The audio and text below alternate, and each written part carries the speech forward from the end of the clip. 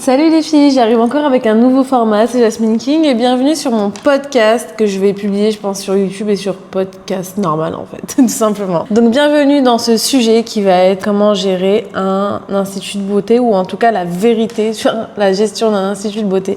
Vous savez que je gère un institut de beauté, je suis spécialisée en extension de cils, je développe énormément mes formations en présentiel et à distance, mais en même temps je gère un très bel institut de beauté que j'aime beaucoup, qui est sur Sartrouville. Je suis en train de l'agrandir ou en tout cas d'en ouvrir un deuxième juste à côté. Tout simplement, j'avais envie d'avoir ce côté rue. Il est vrai qu'actuellement, j'ai pas de côté rue. J'ai vraiment le côté salon au fond d'une cour, mais qui est un vrai salon parce que on a quand même 50 mètres carrés. C'est vrai que je voulais tester le côté rue, donc j'ai réussi par grande chance à avoir un salon sur côté rue. Je vous donnerai un peu plus de détails plus tard. Je vous raconterai un peu plus tard comment j'ai fait l'acquisition d'un deuxième salon sur rue et depuis combien de temps je cherche. C'est encore un autre sujet, ok. Donc aujourd'hui, on va vraiment se concentrer sur la gestion de l'institut, comment gérer un institut, ça c'est super important. Par quoi vous allez passer si vous souhaitez gérer un institut ou peut-être que si vous gérez déjà un institut, par quoi vous passez. On va peut-être se reconnaître. Donc gérer un institut, c'est pas juste faire des prestations, malheureusement, c'est tout un travail. Et dans un premier temps, je vais lister un petit peu les tâches que je fais. Donc vous avez forcément les prestations, mais vous avez les plannings, vous avez la gestion de clientèle, vous avez l'acquisition de nouveaux clients, la fidélisation des clients qui sont déjà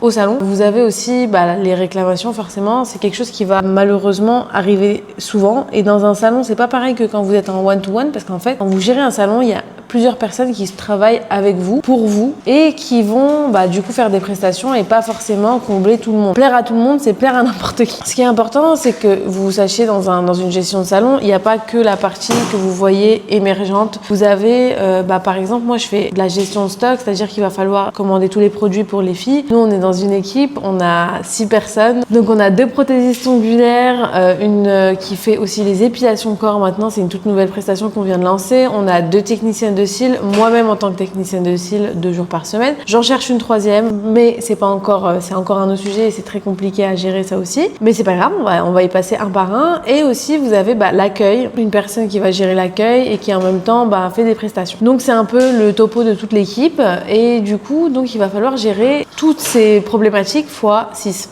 Voilà, parce que vous avez des réclamations clientes pour chacune d'entre elles, vous avez des demandes clientes pour chacune d'entre elles, des prestations pour chacune d'entre elles, des gestions de planning, la satisfaction des clients, les avis clients bien sûr, il faut que tous vos clients soient satisfaits ou en tout cas le plus possible. Moi c'est ce que je fais, j'ai énormément géré la satisfaction client, c'est quelque chose que je prenais beaucoup à cœur au début parce que c'est un peu compliqué de pas le prendre à cœur forcément. C'est quelque chose qu'on va forcément avoir tout le temps à faire parce que si vous le faites pas tout le temps, votre business il va... La satisfaction client, c'est vraiment quelque chose qui est essentiel parce que en général, ce qui marche le mieux, surtout dans les business physiques, c'est vraiment le bouche à oreille. C'est quelque chose qui est incroyable, qui marche vraiment du tonnerre. Quand une cliente est contente, en général, elle va vous conseiller, elle va vous, même que ça soit à une personne ou 2 personnes, ces mêmes personnes vont encore vous conseiller. Donc c'est vraiment le truc à gérer par excellence. Moi, c'est quelque chose sur lequel je me prends beaucoup la tête, la satisfaction client. Et puis même, on est contente, on est tranquille quand la cliente elle est satisfaite. Voilà, on est sur quelque chose qui va vraiment vous donner du fil à retordre dans le sens où quand vous gérez un institut de beauté, c'est pas forcément vous qui allez faire les prestations et être à l'origine de la satisfaction ou de l'insatisfaction client, donc c'est un peu compliqué. Mais malheureusement, il faut quand même savoir le gérer et savoir briefer les équipes qui sont avec vous pour ça, parce que c'est leur avantage aussi. Qu'elles soient indépendantes ou salariées, vous avez les 2 possibilités, vous avez les mêmes intérêts tous les 2. Donc justement, en passant sur les postes, donc dans un institut de beauté, vous avez plusieurs façons de prendre des gens avec vous. Moi, j'ai opté vraiment pour le côté freelance. Pourquoi ? Parce que, en fait, ça a adopté une problématique que j'avais moi-même, c'était de ne pas être contrainte par des horaires. C'est-à-dire que moi, j'avais du mal, entre guillemets, à être contrainte par des horaires. Il est vrai aussi que je suis un peu une stressée de la vie, c'est-à-dire que j'ai besoin que si je te paye pendant les heures de travail, tu travailles. Et c'est vrai que quand on est dans un salon, malheureusement, il y a des moments où ça va être creux et c'est des trucs qui me stressaient énormément. J'ai déjà eu des salariés et c'est pas quelque chose que j'aimais faire. En fait, ça serait exactement la même chose. J'ai préféré opter pour la freelance et je me sens plus à l'aise parce qu'en fait, elles gèrent leur emploi du temps, elles sont très indépendantes, elles travaillent à leur compte.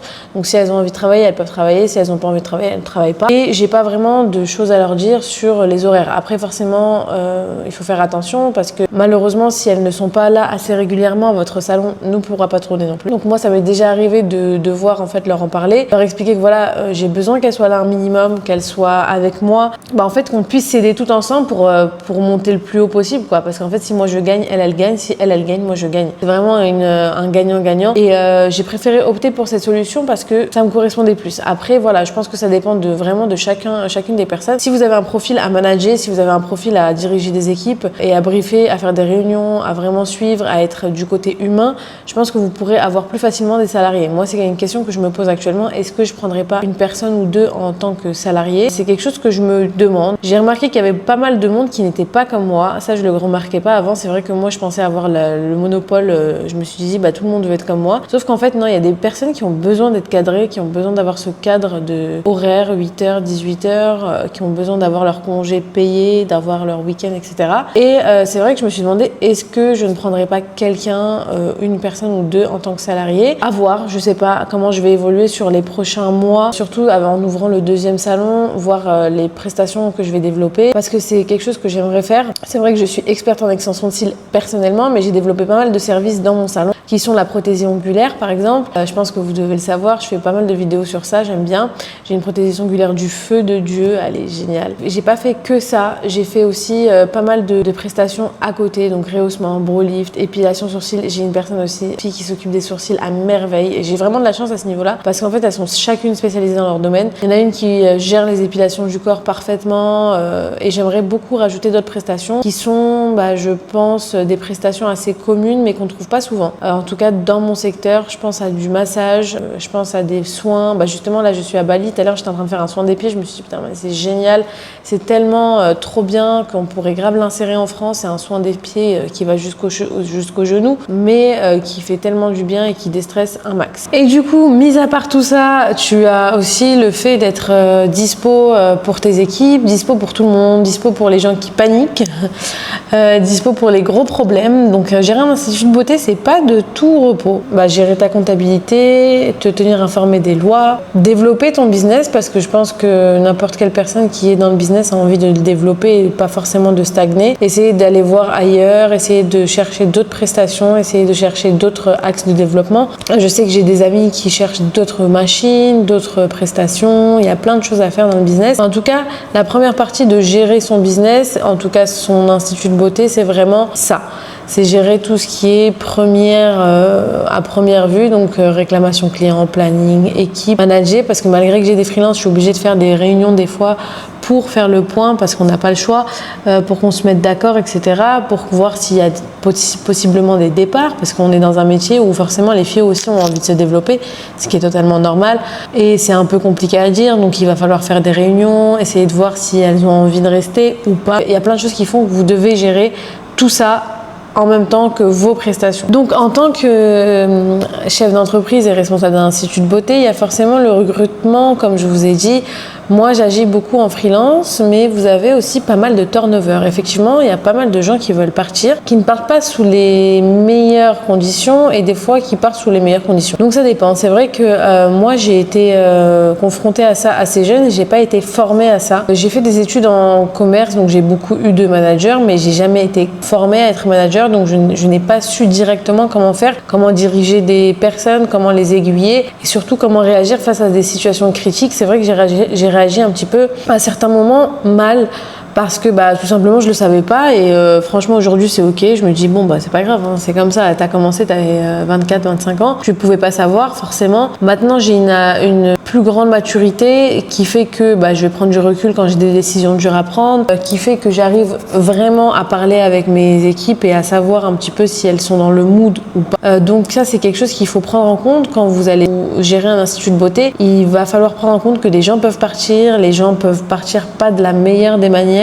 Moi, j'ai eu beaucoup de personnes qui sont parties, des entretiens qui n'ont pas abouti, des périodes où vous avez personne à recruter. En ce moment, je recrute une prothésiste ongulaire et une technicienne de cils en plus parce que je sais que l'été arrive, mais je sais que je ne me presse pas du tout parce que tout simplement, en fait, c'est plus mon principal souci qu'il y ait beaucoup de gens. Parce qu'en fait, à un moment, j'étais arrivée à 8 personnes et j'aimais pas du tout. C'était beaucoup trop. On était beaucoup trop. Le salon était beaucoup trop petit. Et c'était difficile à gérer. J'étais assez jeune. Donc, j'ai toujours voulu que tout le monde soit, entre guillemets, à l'aise. Et c'est pas forcément ce qui en est ressorti. On a quand même fait des petits coups par derrière, entre guillemets. Mais j'ai envie de dire, on est obligé de tous passer par là. Et je leur en veux même pas, en vrai. Mais en tout cas, vous avez pas mal de facettes cachées dans ce métier, comme par exemple aussi les mauvaises clientes de mauvaise foi. Forcément, vous avez des clientes qui vont annuler, vous avez des clientes qui vont vous dire que elles sont malades, qui vont annuler en dernière minute, vous savez pas trop comment réagir. Moi, j'avais pas de protocole quand j'ai commencé. C'est vrai que j'avais pas de protocole, je savais pas trop comment réagir. Je réagissais un petit peu au compte-gouttes et ça n'a pas été bon du tout. Il fallait que je mette des règles. Ça, c'est quelque chose sur lequel je serais revenue plus rapidement si j'aurais été entourée. Mais c'est quelque chose que j'aurais mis en place dès le départ si j'aurais su, c'était de mettre des règles directement et m'en tenir à ces règles, même si des fois on peut pas, selon les situations forcément, mais en général je me tiens à ces règles avec la plupart des clients. Comme par exemple, j'ai eu le cas juste tout à l'heure d'une cliente qui m'envoie un mail en fait pour expliquer que sa pose d'ongles est en train de pousser et qu'elle a des décollements du coup sur le bord de l'ongle, ce qui peut être normal. En fait, on ne sait pas ce qui se passe dans la vie des clientes. Par exemple, moi j'ai fait ma pose il y a 2 semaines. J'ai aucun décollement. Elle l'a fait pareil, il y a à peu près en même temps que moi. Elle commence à avoir des décollements, sauf qu'en fait, 15 jours après, c'est un peu trop tard. On ne peut pas reprendre quelqu'un 15 jours après. Vous imaginez bien, si on prend quelqu'un 15 jours après, c'est très très compliqué. On va tous les reprendre. En général, on fait des remplissages même à 2. Mais le problème n'est pas là, c'est qu'elle me menace de mettre un mauvais avis si je ne la rembourse pas, ou en tout cas si nous ne la reprenons pas gratuitement. Donc non, je ne céderai pas au chantage. Je lui dis qu'elle pouvait mettre son mauvais avis, c'est pas grave. Moi, j'étais pas en tort parce que je lui avais proposé des solutions. Donc on lui avait expliqué que au bout de 2 semaines, malheureusement, c'est pas possible. Par contre, si elle a vraiment un ongle qui a cassé, etc., on peut lui reprendre. Ça, il y a aucun problème. Mais refaire un remplissage gratuitement, non, pas au bout de 2 semaines. Au bout de quelques jours, je veux bien, mais pas au bout de 2 semaines. Donc voilà, vous avez aussi ce côté-là, un petit peu de l'institut qui me manque pas parce que moi, je l'ai délégué à quelqu'un aux personnes qui s'occupent de l'accueil. Je le prends des fois quand c'est des situations qui sont un peu plus graves, mais sinon je le prends plus du tout. C'est quelque chose que je gérais avant et que je dois déléguer maintenant parce que sinon je m'en sors pas. Mais en tout cas, c'est une des facettes de l'institut que vous allez rencontrer sûrement quand vous allez commencer. C'est obligé parce que moi je l'ai rencontré. Et je devais gérer ça très souvent, même tous les jours. Donc voilà. Quand on gère un institut de beauté, forcément, on passe de prestataire à devenir patronne. Vous devenez patronne de votre entreprise, vous ne devenez pas forcément patronne des autres comme avec mes freelances. Moi, mes freelances, je les considère plus comme des collègues, en fait, tout simplement. Juste des collègues qui travaillent sous mon nom, donc forcément, il faut qu'elles fassent attention, etc. Je veux vraiment qu'elles soient, entre guillemets, bien cadrées, parce qu'après, sinon, on va dire c'est chez Jasmine King que ça ne va pas. Et non pas chez la personne en question. Mais en tout cas, ce que je voulais dire, c'est qu'il a fallu que je fasse un gros switch mental. C'est vraiment quelque chose que j'ai fait au fur et à mesure des années. Je pense que c'est arrivé avec ma maturité. Il faut savoir que j'ai été jetée dans le bain très rapidement. Quand j'ai ouvert mon institut, j'étais toute seule. Donc j'ai commencé vraiment toute seule. J'étais trop contente avec mes petites clientes et tout. J'avais fait une partie ongles. Donc je pense que je savais déjà que je voulais avoir une personne ongle avec une personne pour les ongles. Mais c'est quelque chose que j'ai fait en fait vraiment au compte-gouttes. C'est quelque chose que j'ai fait petit à petit, qui m'a pris du temps. J'ai commencé par louer des postes. J'ai vu que ça me correspondait pas de louer des postes parce que en fait je pouvais pas répondre à la demande de ma clientèle. J'avais pas mal de demandes, donc c'était pas possible. Donc j'ai switché sur un salariat qui a re-switché sur un freelance, mais en même temps ma mentalité a changé parce que vous passez de prestataire de oui, vous dites oui à tout, vous êtes gentil, vous êtes mignonne, à en fait il faut que je recadre, il faut que je manage parce que sinon ça va pas le faire. Sinon en fait on n'est pas dans le truc. Et le truc c'est que c'est très très difficile à placer quand vous avez des freelances. Pourquoi ? Parce que elles sont indépendantes. Donc va leur dire que là il va falloir faire ça, là les jours fériés essayez de m'ouvrir ça. En fait j'essaie de leur indiquer plutôt ce qui est bon pour elles, comment moi j'aurais fonctionné à leur place, comment moi j'aurais fait. Après il y en a certaines qui sont très disciplinées, elles ont tout le temps les mêmes horaires, elles savent très bien comment faire. T'en as d'autres qui sont un peu plus libres. Mais en tout cas tout ça pour dire que il va falloir manager comme je vous ai dit depuis tout à l'heure. Il va falloir dire non, il va falloir porter la vision de l'équipe, il va falloir porter la vision de l'entreprise. Et des fois c'est un peu dur, on a des coups mous. Franchement moi j'ai eu des coups mous comme tout le monde. Il y a des fois où j'ai l'impression que j'ai envie de tout plaquer, tout arrêter, me dire que stop, vas-y c'est bon, j'en ai marre. Et puis en vrai laissez-moi tranquille, j'ai même plus envie d'avoir un business. Et puis t'as des jours où t'as l'impression que tu vas avoir un empire, que tu dis ça y est c'est bon, là je vais devenir comme McDonald's, c'est parti. c'est ma semaine, ok les girls.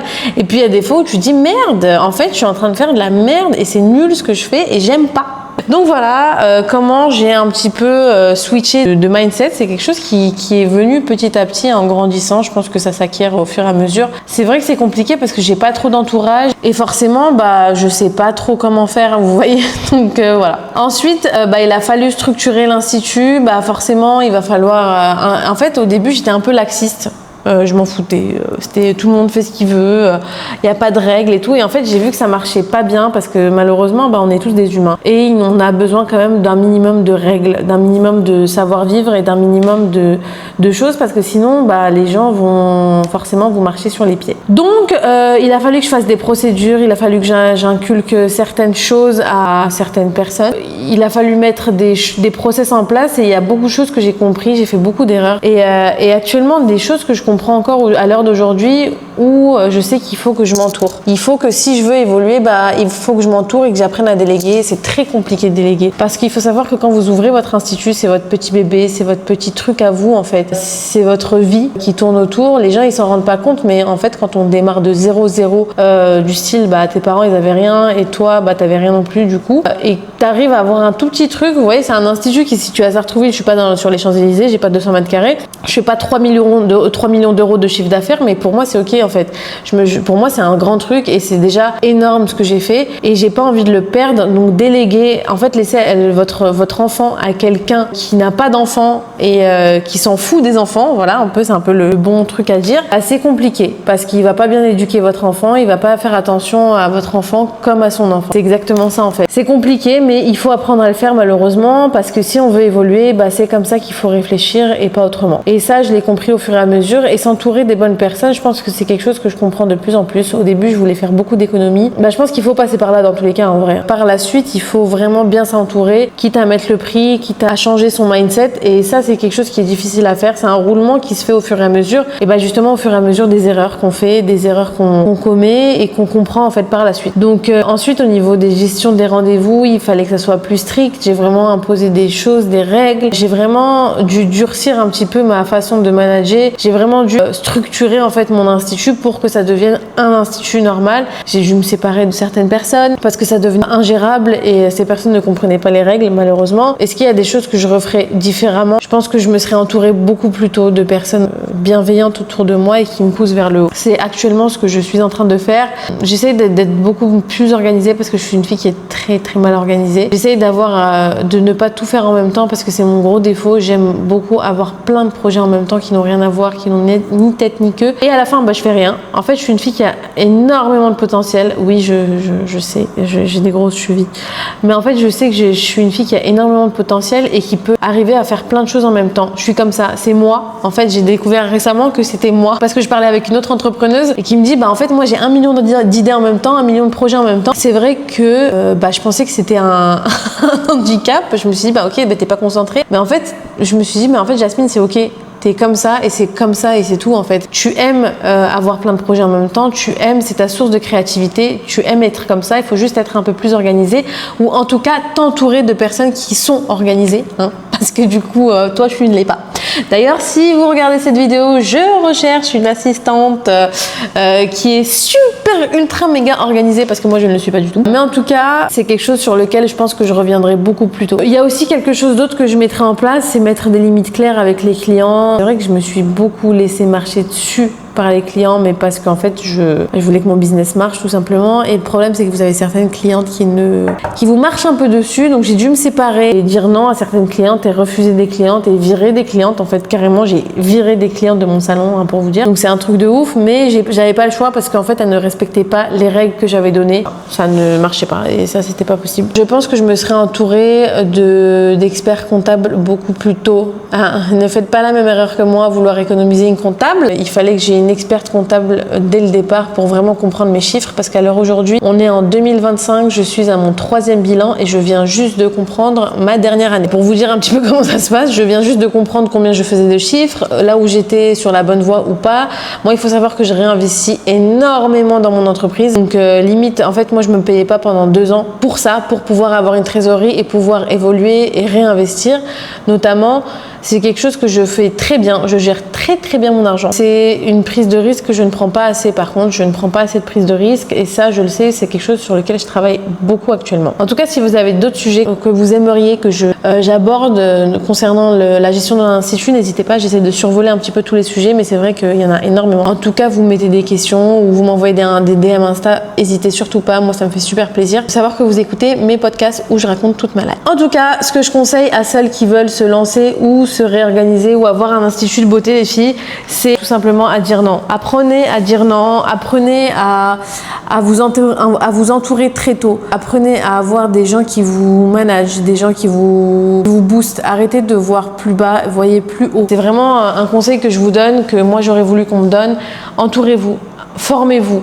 Investissez en vous. C'est quelque chose qui n'est pas encore bien fait en France. C'est pas quelque chose qui est encore très populaire, mais investissez en vous, s'il vous plaît. Je vous promets, là je suis en train de sortir, même je l'ai sorti, mon accompagnement sur 3 mois spécial business technicienne de cils. Bah écoutez, je l'ai fait vraiment pour ça. Je l'ai fait pour aider les filles à justement être entourées, à savoir tout ce que j'ai pas su, à pouvoir lancer leur business rapidement en extension de cils et à savoir où aller, tout simplement. C'est quelque chose que je voulais vraiment faire et les aider à ma manière. En fait, j'avais pas énormément de manière de les aider, mais je savais que si je pouvais aider les filles qui voulaient se lancer dans ce business-là, bah j'aurais pu le faire comme ça. Donc franchement, n'hésitez pas, entourez-vous, investissez en vous-même, essayez d'être la meilleure version de vous-même et de vous épanouir dans votre travail en fait. Essayez de trouver votre pourquoi, essayez de trouver votre comment, pourquoi je fais ça, comment je vais le faire, qu'est-ce qui me rend heureux en fait dans ce que je fais dans ma vie. Essayez vraiment de fixer un cadre dès le début, essayez d'être organisé, pas comme moi du coup, un cadre seul. Mais en tout cas, vraiment faites-vous accompagner, formation, perfectionnement. Je vous jure que ça sera jamais de l'argent que vous allez laisser. Jamais vous direz, j'ai jamais perdu une formation de... Bon, si j'en ai perdu une, j'avoue, parce que je comprenais pas, c'était pas dans ma langue, mais j'ai forcé pour faire cette formation. Ok, c'est de ma faute. Donc ne me prenez pas comme exemple. Mais en tout cas, n'essayez pas de plaire à tout le monde. Vous ne plairez jamais à tout le monde, ok ?